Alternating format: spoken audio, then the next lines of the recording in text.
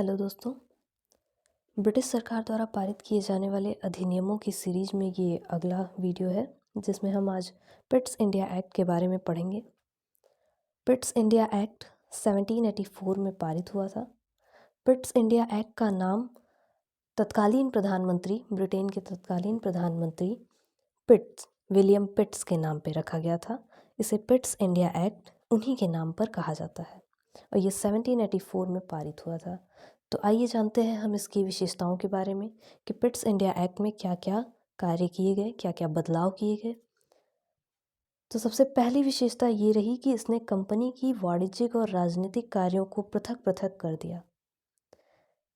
इससे क्या पता चलता है कि जो वाणिज्यिक यानी पहले जो कंपनी थी वो व्यापार भी करती थी और राजनीतिक कार्य यानी प्रशासन नियंत्रण भी उसी का था, लेकिन उसके पॉलिटिकल कार्यों को और उसके वाणिज्यिक कार्यों को अलग अलग कर दिया गया। यानी अब ट्रेड और पॉलिटिकल जो उसके कार्य थे वो दोनों अलग अलग हो गए। दूसरा क्या किया गया, इसने निदेशक मंडल को कंपनी के व्यापारिक मामलों के अधीक्षण की अनुमति तो दे दी, लेकिन राजनीतिक मामलों के प्रबंधन के लिए नियंत्रण बोर्ड, बोर्ड ऑफ कंट्रोल नाम से एक नए निकाय का गठन किया।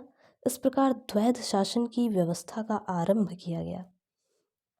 देखिए यहाँ पे बोर्ड ऑफ कंट्रोल की स्थापना हुई।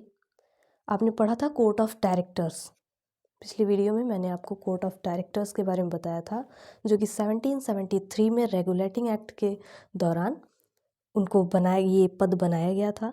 इसके बाद यहाँ पे पिट्स इंडिया एक्ट में इसकी बात हो रही है बोर्ड ऑफ कंट्रोल की।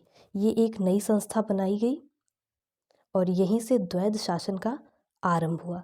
द्वैध शासन का मतलब क्या होता है? द्वैध शासन का मतलब कि जो ब्रिटिश गवर्नमेंट थी उसका भी शासन और जो ईस्ट इंडिया कंपनी थी कंपनी का भी शासन, यानी कंपनी और ब्रिटेन से सीधा शासन, दोनों शासन जब भारत में होने लगे तो उसे द्वैध शासन का नाम दिया गया। अगली विशेषता जानते हैं कि नियंत्रण बोर्ड को यह शक्ति प्राप्त थी कि वह ब्रिटिश नियंत्रित भारत में सभी नागरिक, सैन्य, सरकार व राजस्व गतिविधियों का अधीक्षण एवं नियंत्रण करे। देखिए, नियंत्रण बोर्ड को यह शक्ति प्राप्त थी कि वह ब्रिटिश नियंत्रित भारत में, देखिए यहाँ पे सबसे पहले ये वर्ड यूज़ हुआ है, ब्रिटिश नियंत्रित भारत को कहा गया है ब्रिटिश आधिपत्य का क्षेत्र। इस अधिनियम में, इसी अधिनियम में पहली बार इस शब्द का प्रयोग किया गया है, ब्रिटिश आधिपत्य का क्षेत्र। जिन क्षेत्रों पर भारतीय, जिन क्षेत्रों पर ब्रिटिश सरकार का या कंपनी का शासन चलता था, उसे पहली बार इसी एक्ट के थ्रू ये बताया गया कि वो ब्रिटिश आधिपत्य का क्षेत्र है।